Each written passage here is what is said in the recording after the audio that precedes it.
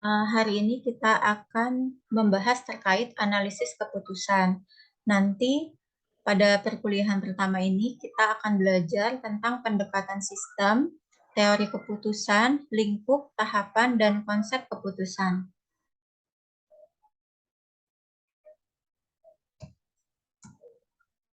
Yang pertama, kita akan bahas terlebih dahulu terkait sistem. Jadi, sistem di sini adalah menurut Marimin tahun 2013, sistem adalah suatu kesatuan usaha terdiri dari bagian-bagian yang saling berkaitan secara teratur dan berusaha mencapai tujuan dalam lingkup yang kompleks. Jadi, di sini dalam sebuah sistem terdiri dari beberapa elemen. Elemen-elemen ini saling berinteraksi untuk mencapai tujuan yang sama atau subtujuan yang sama. Sebagai contoh, dalam sebuah perusahaan manufaktur, ada elemen yang misalnya bagian workshop, kemudian bagian produksi workshop, bagian maintenance, kemudian bagian quality control, bagian administrasi, kemudian bagian manajemen. Nah, semua elemen-elemen di sini itu berinteraksi untuk mencapai tujuan atau subtujuan yang sama, yaitu misalnya mencapai profit perusahaan. Sampai di sini ada pertanyaan? Suara saya terdengar nggak? Jelas nggak? Terdengar, Bu. Jelas, Bu. Jelas, Bu. Lanjut ya. Jika ada pertanyaan, silahkan langsung ditanyakan saja ya. Selanjutnya, sifat-sifat dasar dari suatu sistem. Pertama adalah pencapaian tujuan. Jadi, dalam proses pencapaian tujuan dalam sebuah sistem, itu terdapat suatu interaksi dari beberapa elemen tersebut yang bersifat dinamis. Jadi, interaksinya tersebut dari secara berjalannya waktu itu akan berubah-ubah sehingga terjadi kompleksitas dalam proses pencapaian tujuan tersebut. Jadi pada saat kita akan misalnya melakukan sebuah proyek ataupun melakukan mencari solusi terhadap suatu masalah dalam sebuah sistem, karena yang berpengaruh itu banyak elemen, tidak hanya satu elemen saja, maka prosesnya itu tuh lebih kompleks dan dinamis. Yang kedua adalah kesatuan usaha. Dalam sebuah sistem, antar elemen di sini itu saling bersinergi untuk mencapai added value. Jadi dia akan menghasilkan, sebuah sistem akan menghasilkan nilai lebih dibandingkan pada saat elemen-elemen tersebut bekerja masing-masing. Seperti itu. Yang ketiga adalah keterbukaan terhadap lingkungan. Jadi, pada saat kita melakukan atau melihat suatu masalah dalam sebuah sistem, itu kita akan terbuka terhadap lingkungan, baik itu internal maupun eksternal. Jadi, kondisi lingkungan internalnya itu seperti apa dan pengaruh dari lingkungan luar juga sangat diperhatikan. Misalnya kalau lingkungan luar dari kebijakan pemerintah, kemudian dari respon masyarakatnya, dan lain sebagainya. Kemudian yang keempat adalah transformasi. Jadi, dalam sebuah sistem itu terdapat transformasi dari input menjadi output. Jadi ada sebuah input yang ditransformasikan menjadi sebuah output. Misalnya pada saat ada inputan, ada sebuah masalah bagaimana caranya kita memilih supplier terbaik. Kemudian kita melakukan transformasi yang berupa pengolahan data dan analisis secara mendalam, sehingga kita mendapatkan output yaitu berupa supplier yang terbaik berdasarkan kriteria yang telah ditentukan.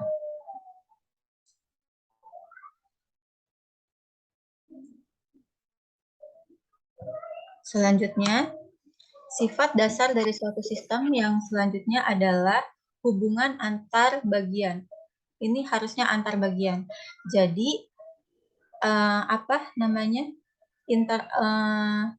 interaksi antara elemen-elemen tersebut nanti dalam sebuah sistem itu harus didefinisikan apakah dia bernilai positif, yang mana pada saat elemen 1 meningkat, elemen 2 meningkat, elemen 1 menurun, elemen 2 menurun, itu memperlihatkan bahwa hubungannya itu hubungan positif. Jadi dia akan berubah sesuai dengan kausalnya atau penyebabnya gitu. Misalnya contohnya hubungan antar bagian dari bagian produksi dengan bagian produksi dengan bagian penjualan, pemasaran gitu. Pada saat penjualan meningkat, maka jumlah yang diproduksi pun akan meningkat di bagian produksi. Nah, pada saat penjualan menurun, tentu saja perusahaan harus menurunkan jumlah yang harus diproduksi. Itu berarti dia memiliki hubungan positif pada saat penyebabnya itu naik, dia ikut naik, pada saat penyebabnya itu turun, dia ikut turun. Nah, ada juga hubungan antar bagian yang negatif. Pada saat penyebabnya itu meningkat, maka dia berkebalikan akan mengalami penurunan. Misalnya, pada saat angka misalnya tenaga kerja kita lowongan pekerjaan yang meningkat dapat menyebabkan kemiskinan menurun. Jadi kan itu berkebalikan, maka dia memiliki hubungan antar bagiannya itu negatif. Jadi dalam sebuah sistem kan kita punya elemen-elemen. Nah, elemen-elemennya itu sendiri kan saling berhubungan, saling berinteraksi. Nah, kita harus mendefinisikan itu apakah dia berhubungan positif atau negatif dalam nanti causal loop diagram. Gitu. Untuk lebih detailnya nanti akan kita bahas. Selanjutnya, sistem itu terdiri dari 3 jenis. Ada sistem terbuka, sistem tertutup, dan sistem umpan balik. Sistem terbuka di sini adalah sebuah sistem yang terbuka terhadap informasi-informasi dari luar, seperti yang telah saya sebutkan tadi, misalnya kebijakan pemerintah, kemudian harga pasar, harga dunia, dan lain sebagainya. Sedangkan sistem tertutup itu hanya dipengaruhi oleh informasi-informasi yang ada di internal perusahaan itu sendiri. Sedangkan sistem umpan balik seperti pada yang di sini. Sistem umpan balik di sini adalah pada saat kita melakukan transformasi, informasi dari hasil transformasi ini sendiri, kemudian kita melakukan pengendalian. Pengendalian di sini adalah pengujian apakah proses dari transformasi di sini sudah bisa diaplikasikan sudah menghasilkan hasil yang terbaik seperti itu. Jadi sebagai informasi untuk proses yang selanjutnya seperti itu. Nah, kemudian kita lanjut setelah kita mengetahui terkait sistem, kita lanjut ke pendekatan sistem. Pendekatan sistem di sini adalah sebuah pengkajian atau metode terhadap sistem secara ilmiah dalam manajemen. Jadi, dulu mungkin pada saat kita menyelesaikan masalah dalam sebuah sistem dengan cara tradisional, itu penyelesaian masalah itu hanya berdasarkan pada intuisi saja. Namun, pada saat kita menggunakan pengkajian sistem secara ilmiah, itu lebih terstruktur, kemudian lebih rasional, sehingga kita dapat mengkuantifikasinya apakah hasil tersebut memang menghasilkan solusi yang terbaik atau tidak. Nah, selain itu, pada saat kita mengkaji secara ilmiah, itu kita dapat melihat secara keseluruhan permasalahan. Jadi misalnya, pada sistem tradisional mungkin kita melihat masalah hanya dari satu sisi. Pada saat kita melakukan pendekatan sistem, kita dapat melihat masalah dari berbagai elemen, jadi tidak hanya satu elemen saja. Gitu. Jadi lebih menyeluruh dan lebih mendalam.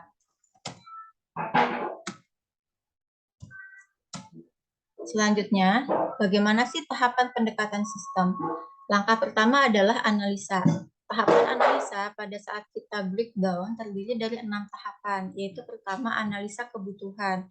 Jadi misalnya dalam sebuah sistem, ada apa aja sih kebutuhan di bagian misalnya di perusahaan manufaktur. Di bagian quality dia butuhnya misalnya peningkatan kualitas peralatan untuk proses quality control. Misalnya bagian produksi dia membutuhkan manpower yang lebih banyak. Kemudian misalnya di bagian marketing dia membutuhkan informasi data penjualan yang lebih akurat dan lain sebagainya. Nah, kita analisa kebutuhan dari semua elemen yang ada dalam sistem tersebut. Kemudian langkah selanjutnya adalah identifikasi sistem. Dalam melakukan identifikasi sistem, kita menentukan elemen-elemen mana dan bagaimana hubungan antara elemen-elemen tersebut, seperti yang telah dijelaskan sebelumnya. Yang ketiga adalah formulasi masalah. Setelah kita menganalisa kebutuhan, identifikasi sistem, kita menentukan masalah apa yang akan kita selesaikan. Selanjutnya adalah pembentukan alternatif sistem. Pembentukan alternatif sistem di sini adalah kita menentukan alternatif-alternatif solusi yang akan kita terapkan dalam sebuah sistem. Nah, alternatif ini bukan hanya satu, melainkan ada lebih dari satu untuk dapat memberikan solusi yang terbaik di antara alternatif-alternatif tersebut. Kemudian determinasi dari realisasi fisik, sosial politik, dan penentuan kelayakan ekonomi dan keuangan. Setelah kita melakukan analisa nih, kita udah melakukan analisa sistemnya itu seperti apa, kemudian elemen-elemen yang akan mempengaruhi itu seperti apa, dan juga tadi alternatif-alternatif sudah dibentuk. Sudah ditentukan nih alternatif-alternatif solusi, tapi kita belum memilih. Langkah selanjutnya adalah rekayasa model. Jadi sistem tadi kita modelkan dalam sebuah model, kemudian kita simulasikan pada saat si model kondisi existing itu sendiri, kita masukkan alternatif 1, hasilnya itu seperti apa sih? Kemudian kita masukkan alternatif 2, hasilnya seperti apa? Alternatif 3, hasilnya seperti apa? Kemudian kita bandingkan dari hasil simulasi model tersebut, apakah kondisi existing dibandingkan dengan alternatif 1, alternatif 2, alternatif 3, mana sistem atau alternatif yang terbaik dari sisi misalnya ekonomi, dari sisi waktu, dan lain sebagainya. Kemudian pada saat kita telah menghasilkan alternatif terbaik atau solusi terbaik, kemudian kita melakukan perancangan implementasi. Kita mencoba mengimplementasikan, kemudian setelah diimplementasi, kemudian kita review lagi sekiranya ini bisa diaplikasikan di operasional atau enggak. Nah, di sini di tahapan operasional, seperti itu. Nah, jika kita melihat diagram di sini, pertama kan adalah kebutuhan. Setelah kita mengetahui kebutuhan dari semua elemen atau semua departemen, kemudian kita melakukan analisa sistem, termasuk pada kita menentukan solusi-solusi alternatif yang mungkin bisa kita pilih. Nah, kemudian kita melakukan pemodelan sistem baik kondisi existing, terus pemodelan sistem pada saat diinputkan alternatif 1, kemudian pemodelan sistem pada saat diinputkan alternatif 2, dan seterusnya.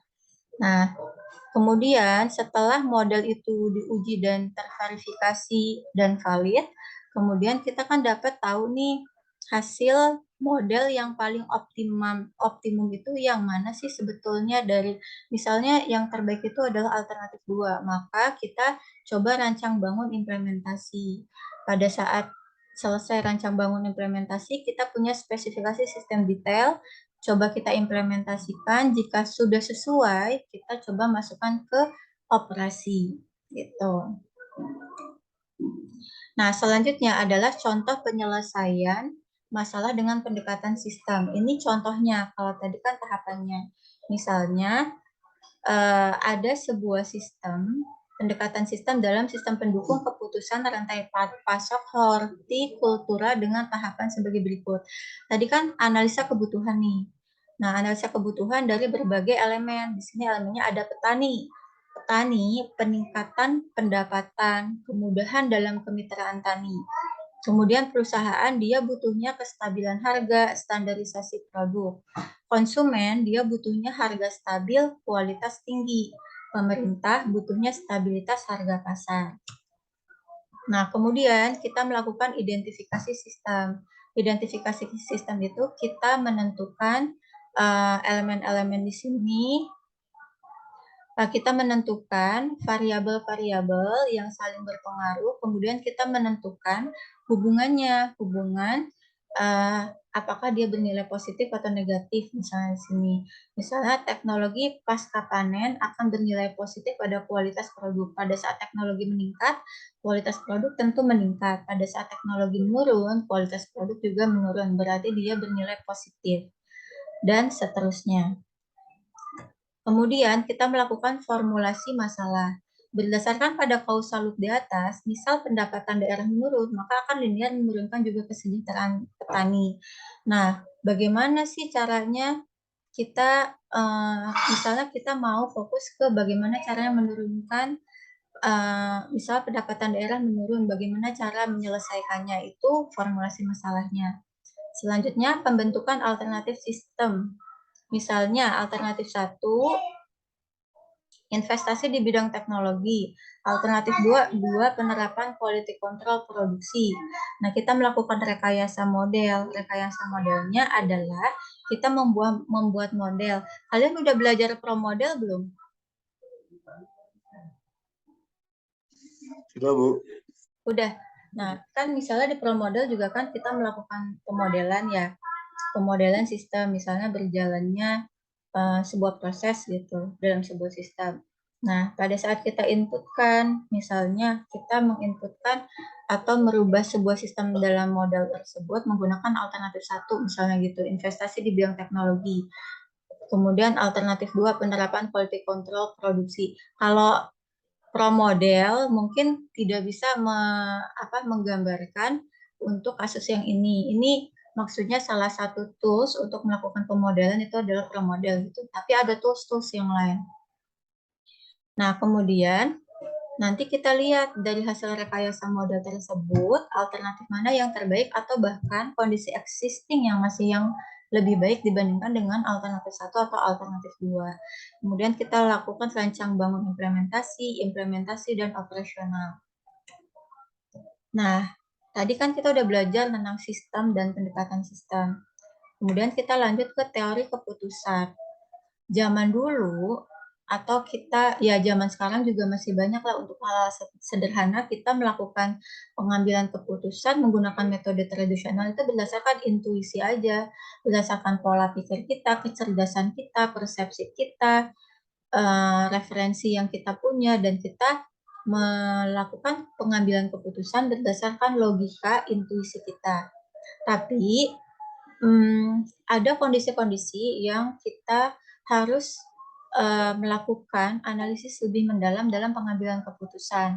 Misalnya untuk konteks-konteks, misalnya dalam sebuah sistem yang luas, kemudian kompleks, kemudian dinamis, kemudian ketidakpastiannya tinggi dan beresiko tinggi, lebih baik kita menggunakan metode analisa keputusan. Nah, di sini analisanya tuh menyeluruh pada sistem secara keseluruhan dan ilmiah atau rasional. Jadi berdasarkan data, kemudian kita juga melakukan pengujian terlebih dahulu sebelum diaplikasikan. Kemudian kita lihat dulu hasilnya berdasarkan dari simulasi model, baru kita aplikasikan di sistem nyata. Seperti itu. Nah, pada umumnya, permasalahan manajemen usaha itu ada yang namanya direktif, strategis, taktis, dan operasional.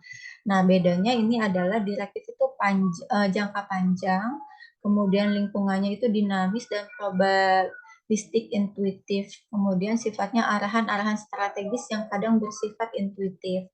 Nah, ada strategis, itu jangka panjang juga, biasanya top management, dia juga lingkungannya dinamis dan mempengaruhi faktor-faktor faktor dengan kepastian yang sangat rendah atau ketidakpastiannya tinggi, kemudian tidak bisa diprogram karena preferensi pengambil keputusan perlu masuk secara utuh. Kemudian taktis, menengah sampai pendek. Dia lingkungannya dinamis dan mempengaruhi faktor-faktor dengan asumsi kepastian yang tinggi. Nah, bisa dibuat program dengan masukkan preferensi pengambilan keputusan. Nah, kalau di bagian operasional, dia untuk jangka pendek dianggap statik dan tidak mempengaruhi faktor-faktor, bisa dibuat program karena sifatnya berulang. Nah, di sini kita lanjut ke lingkup keputusan. Jadi, tadi kan ada lingkup keputusan itu pengambilan keputusan berdasarkan intuisi dan pengambilan keputusan berdasarkan analisa keputusan yang rasional. Nah, pengambilan keputusan dengan intuisi pada saat kita gambarkan seperti ini. Misalnya ada suatu case yang tidak pasti, sifatnya kompleks, dinamis, kemudian persaingan, maksudnya kompetitif, kemudian terbatas dengan sumber daya kita yang terbatas. Nah, kita merasa bingung ataupun cemas. Dengan kecerdasan, persepsi kita, falsafah, kita melakukan pilihan informasi preferensi berdasarkan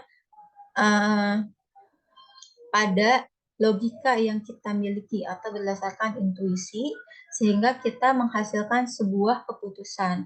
Namun, karena keputusan ini sangatlah subjektif, maka pada saat kita melakukan kesalahan, maka si pengambil keputusan akan mendapatkan celaan. Sedangkan pada saat kita mendapatkan sukses keputusan kita, maka kita akan mendapatkan pujian.